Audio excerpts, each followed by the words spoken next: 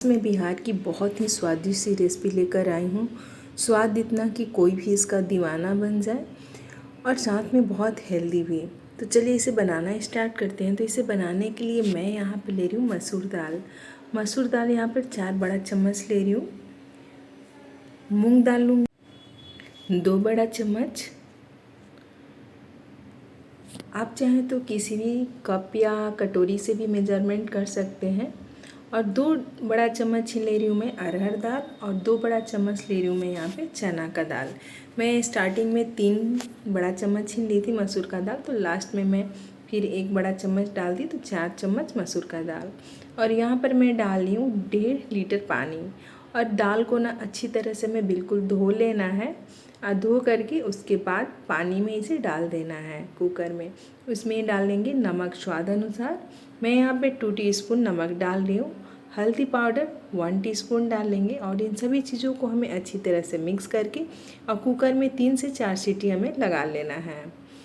जब तक कुकर में सीटी लग रहा है तब तक मैं यहाँ पे आटा तैयार कर रही हूँ। तो उसके लिए मैं ले रही हूँ यहाँ पे गेहूँ का आटा। तो गेहूँ का आटा 2 कप। नमक स्वाद अनुसार लेंगे, बहुत ज़्यादा नमक नहीं लेंगे। तो मैं यहाँ पे 1 टीस्पून ले रही हूँ। 1 बड़ा चम्मच मैं ले रही हूँ अजवाइन। और जब अजवाइन ले तो उसे हाथों पे अच्छी तरह से रगड़ लें, उसके बाद इसमें डालें। और 1 बड़ा चम्मच मैं इसमें डाल रही हूँ घी डाल करके इसे अच्छी तरह से हमें मिक्स करना है। जिस तरह से मोम करते हैं ना, बिल्कुल उसी तरह से हमें मिक्स करना है आटा को। फ्रेंड्स, ये दलपीठी जो होती है ना, या दाल की दुल्हन, मैं आज वही बनाने वाली हूँ जो बिहार का बहुत ही ट्रेडिशनल रेसिपी है। तो इसे बिल्कुल आप बिना नमक, बिना अजवाइन और बिना घी के भी बना सकते हैं। जिस तरह से रोटी बनाते हैं ना, बिल्कुल उसी तरह से इसका प्लेन आटा गूँथ करके। लेकिन मैं यहाँ आटा स्वाद नहीं आए, थोड़ा सा उसका टेस्ट बदल जाए, थोड़ा सा ट्विस्ट के साथ मैं इसे बना रही हूँ।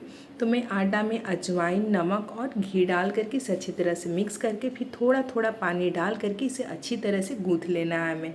जिस तरह से हम नॉर्मल रोटी का जो हम डो लगाते हैं ना, बिल्कुल उससे थोड़ा सा हमें टाइट ही गूँथना है।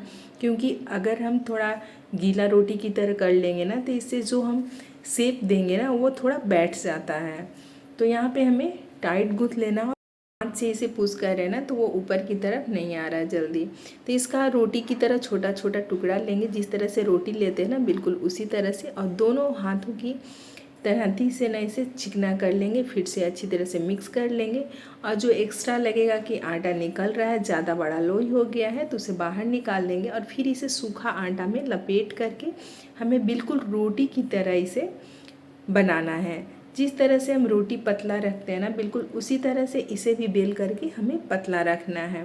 ऐसा नहीं कि मोटा मोटा हमें बना देना। अगर आप मोटा मोटा रोटी बना देंगे ना, तो जब उसका शेप बनाएंगे और इसे पकाएंगे ना, तो वो स्वाद नहीं आता है जो दलपीठी का आना चाहिए।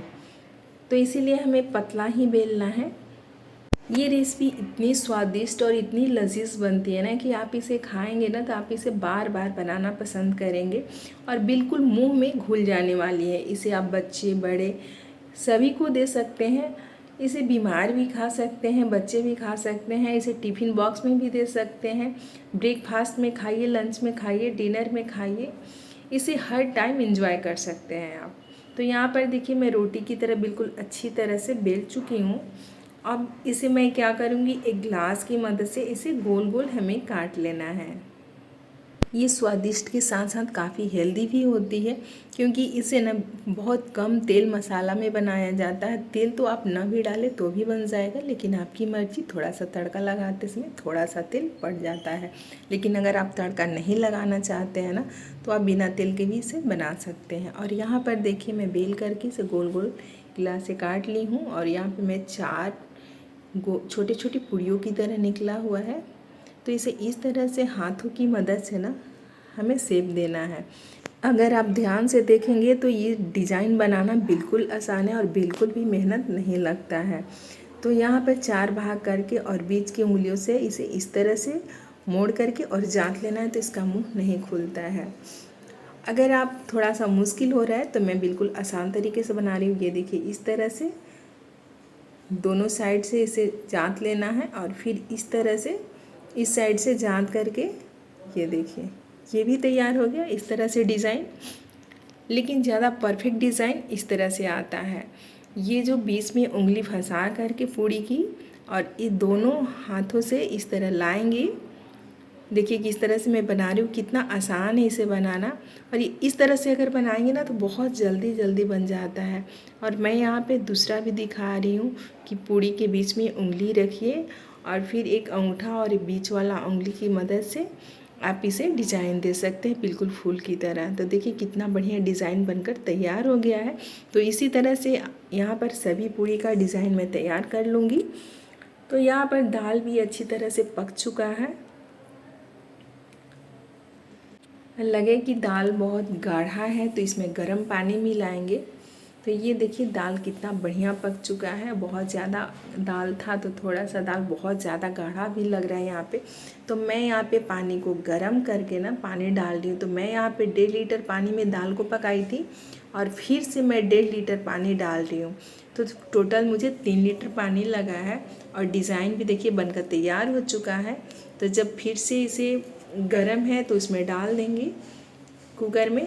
और कुकर में जब एक बॉयल आ जाएगा और वो जो हमारी पूरी वाली डिज़ाइन थी, दाल की दुल्हन की जो डिज़ाइन थी ना, वो उसे डाल करके फिर एक बॉयल आएगा तो फिर से दोबारा बैच डालेंगे उसी में डाल करके। और फिर से जितना बैच हमें बनाना है तो ये नहीं कि एक साथ सभी को डाल देंगे तो आपस में चिपक जाएगा। तो इस तरह बॉयल आने के बाद ही हम थोड़ा थोड़ा करके डालेंगे। और इसमें मैं डाल रही हूँ जीरा पाउडर 1 टीस्पून, काली मिर्च पाउडर 1 टीस्पून। और फिर इसमें डालूँगी मैं यहाँ पे कश्मीरी लाल मिर्च मैं डाल रही हूँ 2 टीस्पून। इन सभी चीज़ों को डाल करके अच्छी तरह से मिक्स कर लेना। और फिर से मैं इसमें 1 सीटी लगाऊंगी। तो जब तक सीटी लग रहा है तब तक मैं यहाँ पे तड़का का तैयारी कर ले रही हूँ। तो तड़का की तैयारी करने के लिए मैं यहाँ पे ले रही हूँ मीडियम साइज़ का 3 प्याज और इसे छोटा छोटा काट करके चॉपर से चॉप कर लूँगी। आप चाहें तो चाकू की मदद से भी इसे काट सकते हैं, लेकिन चॉपर से काटने से ना काम बिल्कुल आसान हो जाता है और बहुत जल्दी जल्दी काम हो जाता है। तो मैं यहाँ पे चॉपर का इस्तेमाल कर रही हूँ। और यहाँ पर देखिए कितना बारीक सा प्याज कट गया, बस हमें इसी तरह से चाहिए। तो इसे साइड में रख देते हैं। और यहाँ पर ले रही हूँ एक मिक्सी का जार। मैं यहाँ पे छोटा वाला मिक्सी का जार ले रही हूँ। तो उसमें डाल रही हूँ 1 इंच अदरक का टुकड़ा, 12 से 13 में यहाँ पे लहसुन और 4 से 5 यहाँ पे ले रही हूँ हरी मिर्च। आप जितना तीखा पसंद करते हो उतना डाल सकते हो। अगर आप लहसुन और प्याज नहीं खाते हो तो आप उसे स्किप भी कर दीजिए। और फिर यहाँ पल्स मोड पे ना मैं यहाँ पे देखिए चला करके इसे फाइन कर ली हूँ। आप चाहें तो इसे चॉपर से चॉप भी कर सकते हैं या फिर खल में इसे कूट सकते हैं। और कुकर को उतार चुकी हूँ, 1 सीटी लग चुका था। तो अब मैं कढ़ाई में तड़का तैयार कर रही हूँ। तो कढ़ाई को करेंगे गरम, उसमें डालेंगे तेल, 1 बड़ा चम्मच तेल डाल रही हूँ। और फिर डाल रही हूँ मैं जीरा, 3 खड़ा लाल मिर्च डाल रही हूँ। मैं तोड़ के नहीं डाल रही हूँ, नहीं तो तीखा ज़्यादा हो जाएगा, क्योंकि हरी मिर्च था मैं उसे कूट ली थी। और प्याज डाल करके इसे हमें भूनना है। प्याज को भूनना हमें उतना है ताकि ये थोड़ा सॉफ्ट हो जाए। उसके बाद मैं इसमें डाल रही हूँ करी पत्ता। करी पत्ता मैं यहाँ पे पूरा 3 डंठल ले ली थी और सभी को डाल रही हूँ। छोटा छोटा था, बहुत ज़्यादा नहीं था। मतलब अगर पत्तियाँ देखें ना तो 12 से 15 पत्तियाँ होंगी उसमें। और कूटा हुआ यहाँ पे अदरक, लहसुन, हरी मिर्च डाल करके इसे हमें भूनना है। अदरक, लहसुन और हरी मिर्च मैं पहले नहीं डाली, नहीं तो ये जल जाते हैं। करी पत्ता भी मैं प्याज डालने के बाद ही डालनी, ताकि उसका जो फ्लेवर है वो आए, बहुत अच्छा स्वाद आता है इससे। और फिर यहाँ पर मैं डाल रही हूँ हींग। हींग को ना आप तेल में ही डाल लें, लेकिन मैं भूल गई थी डालना तो बाद में डाल रही हूँ। लेकिन उससे स्वाद में कोई फ़र्क नहीं आता, स्वाद बहुत ही लाजवाब बनती है। और जब भी आप दाल पीठा बनाए ना फ्रेंड्स, तो उसमें हींग, करी पत्ता ज़रूर डालें। उससे स्वाद इतना बढ़िया आता है ना कि आप पूछिए ही मत। और मैं यहाँ पे डाल रही हूँ 2 टमाटर, छोटा छोटा साइज़ का था, तो इसे भी ना छोटा छोटा बारीक सा चॉपर से चॉप कर ली थी, उसे डाल रही हूँ। अब हल्का सा मैं यहाँ पे डाल रही हूँ नमक। फ्रेंड्स, नमक आप टेस्ट करके ही डालें, क्योंकि आटा में भी नमक पड़ा था, दाल में भी नमक पड़ा, और फिर यहाँ पे मैं तड़का में भी नमक डाल रही हूँ। तो आप ना पहले टेस्ट कर लीजिएगा कि आपको कितना नमक चाहिए, तो उस हिसाब से ही नमक डालिएगा। अगर ज़रूरत नहीं हो तो नमक नहीं डालिएगा। और यहाँ पे भूनते भूनते देखिए कितना बढ़िया सा भून चुका है और दाल की दुल्हन भी काफ़ी अच्छी तरह से तैयार हो गई है। तो मैं यहाँ पे कढ़ाई में क्या कर रही हूँ, तड़के में उसे डाल दे रही हूँ और काफ़ी बढ़िया, अभी देख कर ही ना मुँह में पानी आ जा रहा है। इतना स्वादिष्ट बना था ना कि पूछिए ही मत, इसका कोई जवाब ही नहीं, इतना स्वाद बना था। और फ्रेंड यहाँ पे थोड़ा गाढ़ा लग रहा है ना, तो आप थोड़ा सा क्या कीजिएगा कि पानी को गर्म करके और उसके बाद डालिएगा। मैं बाद में ना 1 कप पानी डाली थी गरम करके, क्योंकि मुझे बहुत गाढ़ा लग रहा था, तो मैं बाद में इसमें 1 कप पानी डाली थी। और यहाँ पर सभी चीज़ें कंप्लीट हो चुकी है, खाने के लिए बिल्कुल तैयार हो चुकी है। तो गैस को ऑफ करके यहाँ पे धनिया का पत्ता डाल करके इसे सर्व करेंगे। फ्रेंड, मेरे कहने से ना एक बार ये रेसिपी आप ज़रूर ट्राई कीजिएगा। इतनी लाजवाब बनती है ना ये रेसिपी कि आप पूछिए मत, इसका कोई जवाब ही नहीं है। बनाइए, खाइए और इन्जॉय कीजिए और अपनी राय हमें कमेंट बॉक्स में ज़रूर बताइएगा। अगर आपको मेरी ये दाल की दुल्हन की रेसिपी थोड़ी सी भी पसंद आई हो तो प्लीज़ लाइक शेयर सब्सक्राइब करें। Thank you, bye bye, take care.